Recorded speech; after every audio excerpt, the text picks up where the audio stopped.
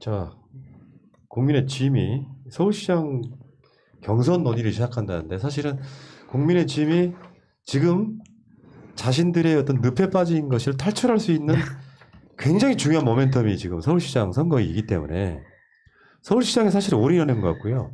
서울시장을 탈환하기 위해서 부동산 문제 꺼내고 백신 문제 꺼내는 것이고, 근데 자신들을 대표할 만한 사실상 마땅한 카드가 없는 것도 사실이고, 그렇다 보니까 실제로 최근에 여론조사를 보니까 안철수가 소위 보수 세력의 지금 선두주자로 막 치고 나오고 있어요.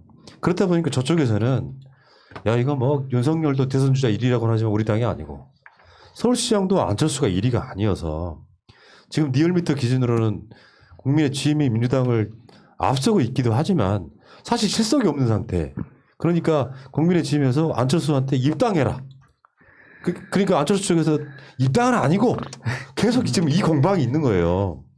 저는 이 이제 국민의 짐에서 공천관리위원회 띄우면서 이제 서울시장 선거를 준비한다고 시작했는데, 이 공천관리위원장이 일단 정진석 씨로 되어 있고, 근데 무슨 말을 했냐면 경계를 허물어서 확장해야 된다. 저는 이 말 속에 경계를 허문다는 말이 우리 내부적으로는 서울시장이나 부산시장 선거에서 당선될 능력이 없다, 우리 사람이 없다, 이런 표현이라고 생각하고요. 그 다음에 정진석 씨를 공관위원장으로 임명하고 한 것은 저는 그냥 개인적으로 이게 우리 이 윤석열 총장을 염두에 두고 사인을 좀 보낸 것이 아닌가. 예를 들면 정진석 씨가 계속해서 이제 뭐 충청 대망론 이런 얘기 하면서 윤석열이랑 이런저런 얘기를 했었는데, 공관위원장으로 정진석을 임명하면서 예를 들면 공천과 관련해서 서울시장도 이렇지만 앞으로 윤 총장한테 유리한 뭔가 공간이 열릴 수 있어, 이런 사인을 준 게 아닌가 한번 조심스럽게 전망해 봅니다. 네. 그러니까 저는 이제 그 전망에 대해서는 반대하는데요. 네. 아니, 재미를 위해서. 그럼 아니야. 해봐봐. 왜 반대하냐면 둘이 박터지게 한번 싸워봐. 그러니까 기대할게요. 너 옥상으로 일단 와. 정진석은 지금 공관위원장을 맡았는데 네. 5선이라는 자리 때문에 저는 기본적으로 당내에서 5선이 하면 좀 불만이 없습니다. 그러니까 어떤 결정을 하든지 하는. 그러니까 힘 있는 공관위원장을 당내에서 일단 자리를 줬다고 생각하고요.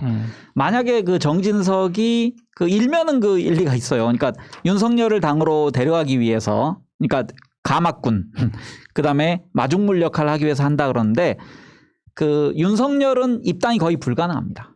제가 보기에는. 그러면은 나중에 이제 국민의힘에 입당할 수 있는 방법은 밖에서 당을 만든 후에 영입하는 순서를 가져야 될 거예요. 그러니까 왜냐하면 지금 윤석열이 어쨌든 박근혜 탄핵 이후에 있는 국정에 관련된 국정농단에 관련된 수사를 했던 사람이기 때문에 그 안에 적대 세력이 너무도 많거든요. 지금 기존 세력에는. 그래서 저는 정진석이 지금 공관위원장 하지만 대선 레이스가 펼쳐지면 저는 나가서 당을 만든 역할을 좀 할 거라고 생각합니다.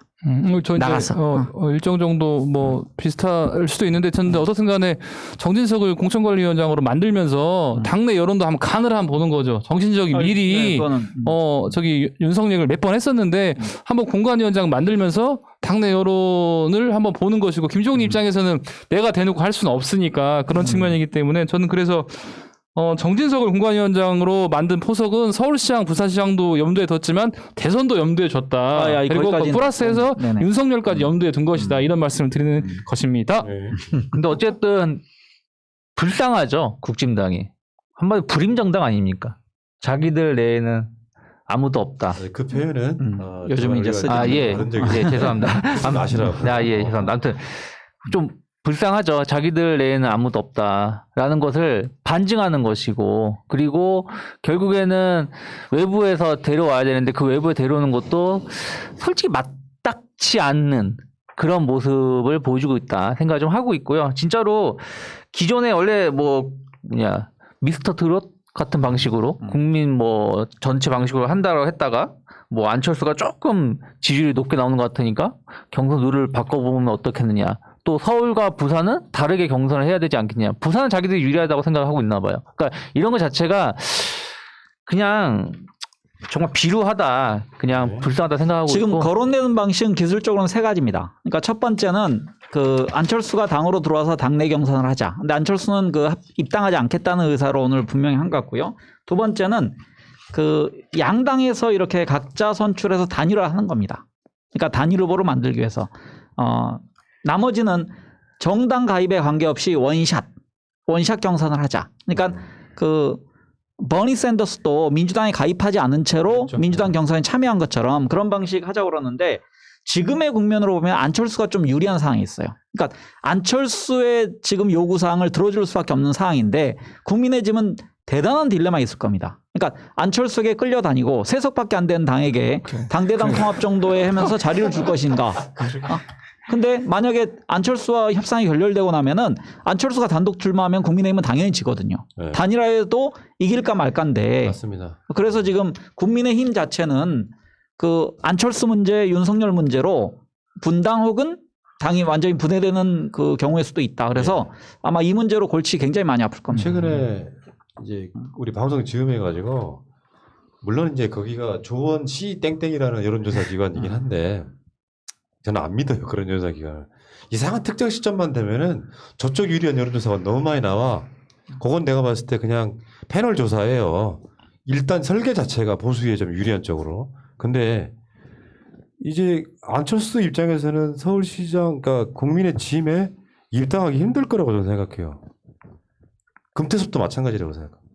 해왔던 이야기들이 있기 때문에 더군다나 안에 들어가는 순간에 n분의 1이 돼버려. 원오브 댐이 돼버려. 그렇다 보니까 밖에 있어야만 존재감이 훨씬 커져. 그리고 안철수 입장에서는 그렇게 잠깐만 원샷 경선이나 또는 그 저쪽 후보 단일화. 나경원이 나오든 해갖고 단일화 이런 걸 바랄 것 같은데 이렇게 되면은 굉장히 국민의 짐 입장에서는 실제로 실속도 없고 결국에는 내부에서 서울시장 후보도 못 나오고 대선 후보도 못 나오는 결과를 가져올 수 있기 때문에 미치는 거예요. 그러니까 국민의힘은 그 안철수 리스크를 어떻게 자기들이 감당할 수 있냐도 대단한 딜레마죠. 왜냐하면은 막상 나중에 이제 그 본선에 가서 TV 토론 같은 거 하면은 누가 안철수 올릴 수도 있거든요. 제가 말 심하게 해서. 좀 전에 그 조원 땡땡 이야기 한 것도 뭐냐면 안철수는 지금 1위를 치고 나왔어요. 나경원을 이제 이기고 나왔는데 여기 어떤 느낌이냐면은 컨벤션 효과 지금 피크점 찍었다 난 봐요. 왜냐하면 그쪽 이슈만 지금 이슈가 되고 있잖아요. 이쪽에서는 지금 우상호 의원 그다음에 열린민주당 김진애 의원 정도에다가 실제적인 가장 지지율이 높은 박영선 장관은 지금 출마에 대한 이야기도 안 하고 있거든.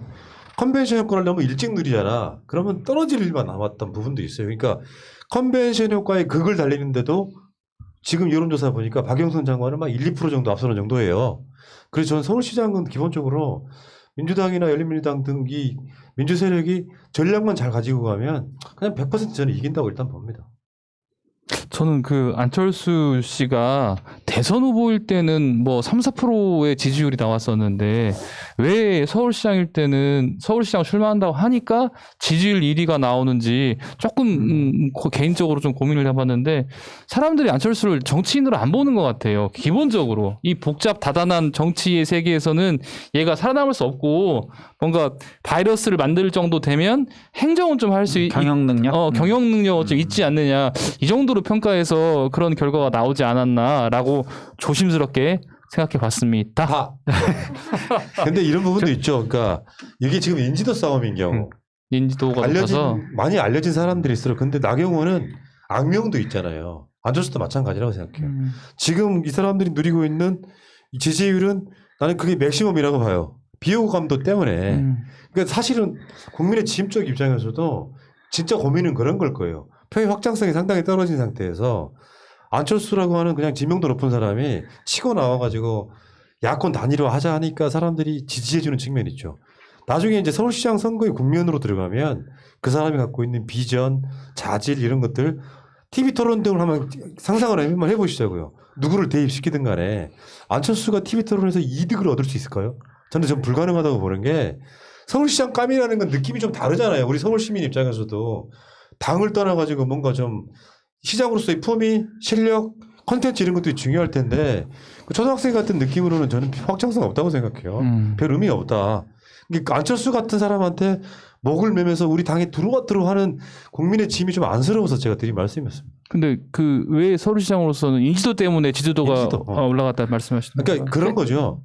질이 멸렬해서 후보가 막 튀어나오지 않고 있는 상황에 야권이라고 안철수가 먼저 치고 나와가지고 야권 단일화하자고 하니까 현재 문재인 정부를 싫어하는 사람들 입장에서는 안철수 그렇죠. 괜찮네 하고 지금 안철수의 깃발 아래 지금 상당히 모여 있는 거죠. 그냥. 그러니까 안철수와 윤석열에게 결집하는 세력이 저는 비슷하다 생각합니다. 그러니까 정치적으로 검증되지 않은 사람이지만 어쨌든 문재인 정부에 대해서 반기를 들고 있는 사람 중에서 이 사람이 그나마 제일 유명해. 아니면 제일 지금 지지율이 높은 사람. 그래서 거기에 나름의 밴드웨건 효과가 있다고 생각합니다. 이 사람으로 몰리자. 자, 그 이야기는 여기까지.